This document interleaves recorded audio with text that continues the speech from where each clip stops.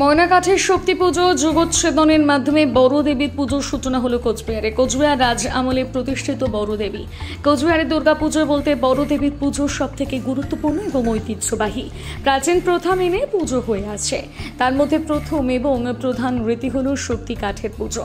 মঙ্গলবার কোচবিহার ডাংরাই মন্দিরে শক্তি পুজোর মাধ্যমে বড় দেবীর পুজোর সূচনা হয়। শক্তি অর্থাৎ মেরুদণ্ড, বিশেষ প্রজাতির কাঠ থেকে এই মেরুদণ্ড নির্মাণ করা হয় বড় দেবীর। ময়না কাঠ, এই কাঠ এই মন্ত্রের মাধ্যমে শক্তি স্থাপন করেন রাজপুরোহিত দীনেন্দ্রনাথ ভট্টাচার্য। ফল ফুল দিয়ে শক্তি দণ্ডকে বোধন করা হয়, স্নান করিয়ে নতুন বস্ত্র পরানো হয়। এই শক্তি দণ্ড ডাংরাই মন্দির থেকে নিয়ে যাওয়া হয় মদন মোহন মন্দিরে, সেখানে 1 মাস যাবৎ পুজো হয়। রাজপুরোহিত বলেন, এই পুজোয় বলি প্রথা প্রচলিত আছে। মূলত শক্তি পুজোয় রক্তের প্রয়োজন হয় রাজবিধি মেনে। বর্তমানে কবুতর বলি দেওয়া হয়। 1 মাস পুজো হওয়ার পর এই কাঠ চলে যায় মায়ের মেরুদণ্ড হিসেবে স্থাপিত হতে। এই কাঠের ওপর ভিত্তি করে গোটা মূর্তিটি তৈরি হয় বড় দেবীর মূর্তি। কোচবিহারের ঐতিহ্য তথা রাজগৌরবের প্রতীক মদনমোহন বাড়ি থেকে এই শক্তিদণ্ড চলে যায় বড় দেবী মন্দিরে, সেখানেই নির্মাণ হয় বড় দেবী। শ্রাবণের শুক্লা অষ্টমী তিথিতে পুজো হয় ময়না কাঠের।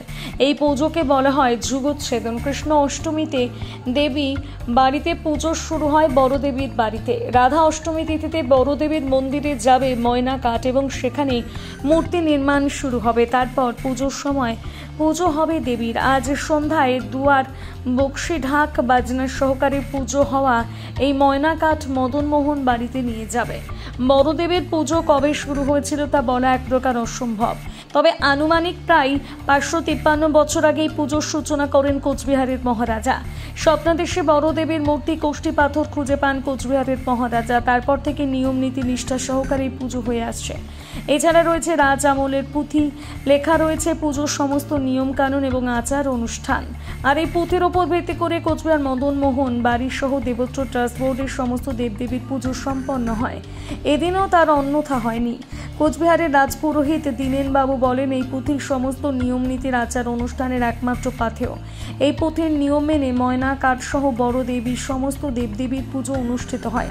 মদনমোহন বাড়িতে প্রতিষ্ঠিত ভবানী মূর্তির আদলে তৈরি হয় বড় দেবী।